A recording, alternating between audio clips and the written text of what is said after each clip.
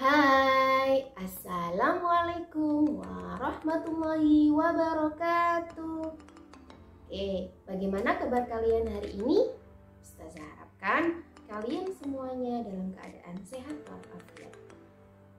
Hari ini kalian bertemu lagi dengan Ustazah Jana. Hari ini kita akan mereview tentang bahasa Indonesia materi puisi, ya. Tematik muatan bahasa Indonesia materi tentang puisi. Nah sebelum kita mulai pembelajaran pada hari ini, marilah kita berdoa terlebih dahulu agar apa yang saya sampaikan, apa yang kalian pelajari di hari ini diberikan kemudahan dan kelancaran oleh Allah SWT. Amin ya rabbal alamin. Doa sebelum belajar. Bismillahirrahmanirrahim. Rabbi shrah li sadri wa yassir li amri wahlul 'uqdatam min lisani yafqahu qawli bi rahmatika ya arhamar rahimin. Amin. Nah, alhamdulillah Ustazah hari ini akan mereview tentang puisi, ya. Tidak hanya puisi. Jadi apa yang ada di dalam puisi? Yang pertama yaitu isi dan makna tentang puisi. Kemudian yang kedua, hal-hal yang harus diperhatikan saat membaca puisi. Kemudian yang ketiga yaitu tentang langkah-langkah membuat puisi atau langkah-langkah menulis puisi. Nah, yang pertama kita akan membahas tentang isi dan makna puisi. Apa sih puisi? Ya, betul. Puisi adalah kumpulan kata yang disusun sesuai dengan tema tertentu. Nah, puisi ditulis dengan bait, ya. Kemudian bait ditulis dengan baris-baris. Kemudian baris-baris, banyaknya baris tidak ditentukan, jadi bebas.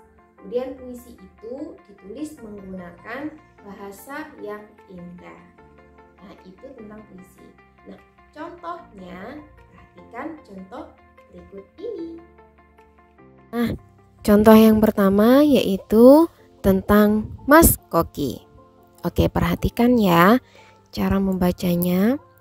Mas Koki, karya Syufrida. Di sebuah kolam di rumah kami tampak ikan yang berwarna-warni. Warnanya cantik sekali. Berenang ke sana kemari. Ikan itu ikan Mas Koki, peliharaan keluarga kami. Oke, jadi dari Mas Koki ini kita lihat dari judulnya yaitu Mas Koki. Itu temanya tentang alam. Mas Koki itu kan ikan, jadi ikan itu termasuk dari alam. Jadi temanya itu tentang alam. Kemudian untuk isinya, di sebuah kolam di rumah kami tampak ikan yang berwarna-warni, itu menceritakan tentang ikan peliharaan. Jadi isi tentang judul puisi Mas Koki itu tentang ikan peliharaan. Di sini juga menjelaskan tentang berisi ungkapan perasaan bangga seseorang, yaitu terdapat di akhir baris dari puisi Mas Koki. Ikan itu ikan Mas Koki, peliharaan keluarga kami. Jadi itu mengungkapkan isinya tentang ungkapan perasaan bangga seseorang atas apa yang sudah dipelihara. Oke, sekarang kita beralih ke makna dari kata-kata yang sudah ada di puisi. Yang pertama yaitu Mas Koki. Apa arti dari Mas Koki? Ya, betul. Arti dari Mas Koki yaitu nama hewan atau ikan peliharaan. Nama hewan ikan peliharaan. Sudah tahu ya gambarnya ya. Nih Ustazah tunjukkan sekalian. Ini namanya ikan Mas Koki, ya. Itu kemudian arti dari makna dari berwarna-warni yaitu ya memiliki beragam warna. Jadi Mas Koki itu tidak hanya satu warna, tapi beragam warna. Ada yang berwarna putih, ada yang berwarna orange, ada yang berwarna merah, dan lain sebagainya. Itu nama berwarna-warni. Jadi berwarna-warni itu maknanya memiliki beragam warna, jadi lebih dari satu. Kemudian cantik. Cantik itu artinya elok atau indah. Kemudian yang terakhir peliharaan. Arti dari kata peliharaan yaitu ya hewan yang dirawat. Jadi hewan peliharaan itu hewan yang dirawat ya. Hewan peliharaan itu bisa berupa ikan, bisa berupa kucing, bisa berupa burung. Jadi dan lain sebagainya. Itu adalah makna dari kosakata yang ada di puisi Ikan Mas Koki. Nah, tadi kan sudah kalian simak bersama-sama mengenai contoh puisi ya, isi puisi dan juga makna puisi. Nah, sekarang kita akan menginjak ke materi yang kedua, yaitu tentang hal-hal yang perlu kita perhatikan saat membaca puisi. Ada berapa? Betul, ada 3 ya. Yang harus kita perhatikan saat membaca puisi itu ada 3 hal. Yang pertama yaitu artikulasi atau kejelasan pengucapan. Jadi saat kalian mengucapkan puisi harus dengan menggunakan bahasa yang jelas, tidak tergesa-gesa, tidak terburu-buru atau yang dikatakan geremeng. Geremeng itu seperti ya hanya membaca aja, sekedar membaca. Tidak. Ya, puisi tidak seperti itu. Tapi puisi diucapkan dengan pengucapan yang jelas atau yang dikatakan yang disebut dengan artikulasi. Oke. Yang kedua yaitu intonasi. Ya, selain kita mengucapkan dengan jelas, saat membaca puisi harus dengan menggunakan intonasi, yaitu ketepatan nada. Tadi kalian kan sudah memperhatikan contohnya.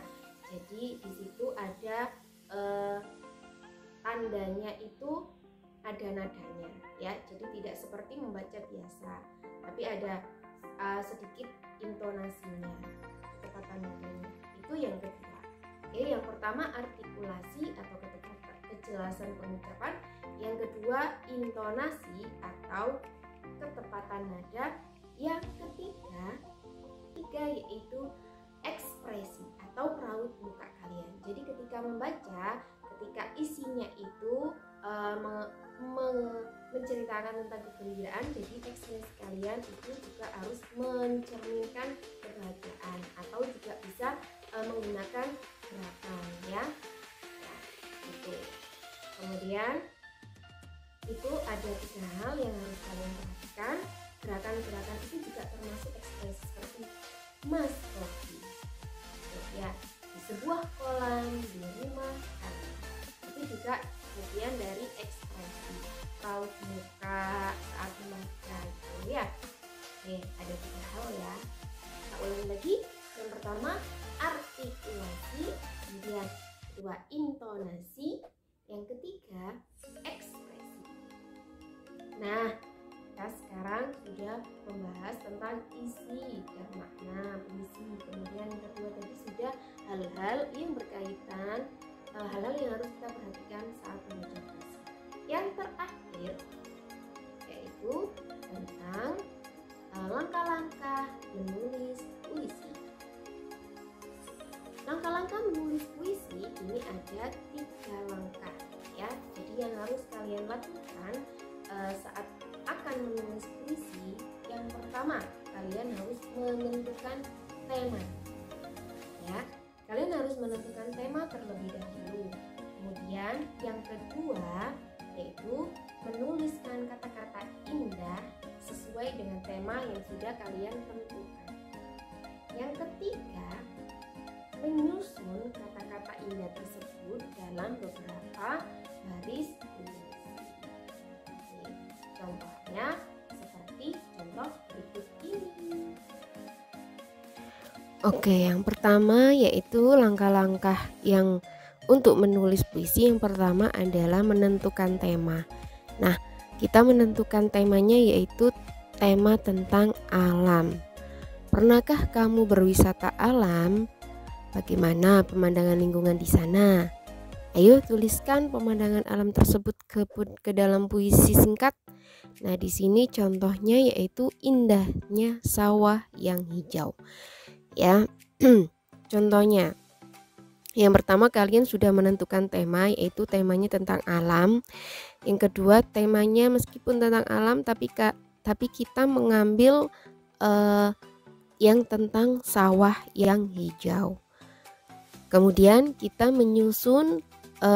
menulis dengan menggunakan kata-kata yang indah. Setelah itu menyusun kata-kata tersebut ke dalam baris puisi. Oke, contohnya ini.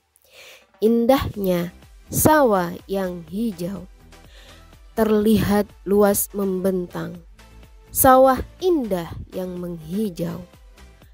Tempat para petani menanam benih padi. Indahmu tak terkira, anugerah dari Allah yang Maha Kuasa. Bersyukurlah kita semua untuk alam yang sangat indah. Nah, kalian tadi sudah menyimak materi yang terakhir, ya. Jadi kalian saat membaca puisi atau saat menulis puisi harus memperhatikan beberapa tips yang sudah Ustazah berikan. Ya, saat membaca puisi kalian harus memperhatikan 3 hal tadi, ya. Saat kalian akan menulis puisi, kalian juga harus memperhatikan 3 hal. Ya. Oke. Kalau saat membaca puisi yang harus kita perhatikan kan ada 3. Apa saja? Betul. Artikulasi, intonasi, yang terakhir ekspresi. Nah, kalau langkah-langkah tadi kan juga ada 3 caranya. Apa saja?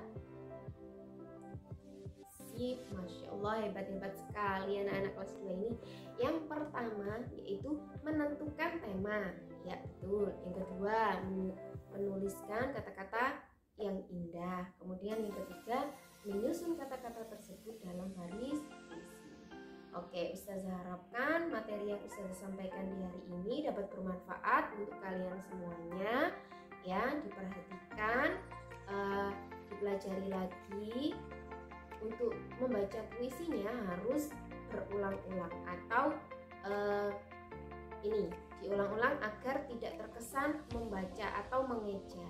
Ya, puisi itu dibaca dengan lancar dan senyaman kalian. Jadi ketika kalian membaca puisi jangan sampai dieja. Jadi sebelum kalian membacakan puisinya, kalian harus membaca terlebih dahulu dalam hati atau diulang-ulang, ya, pengucapannya diulang-ulang. Kemudian baru kalian saat disuruh maju ke depan, baru kalian bisa membacakan puisi dengan lancar, dengan baik, ya. Betul. Itu saja pesan dari Ustazah. Semoga kita semua dalam lindungan Allah SWT. Semoga ilmu yang kita belajar di hari ini bisa bermanfaat untuk kalian semua. Amin ya rabbal alamin. Akhirul kata, wassalamualaikum warahmatullahi wabarakatuh. Jazakumullah. Sampai ketemu di pembelajaran selanjutnya.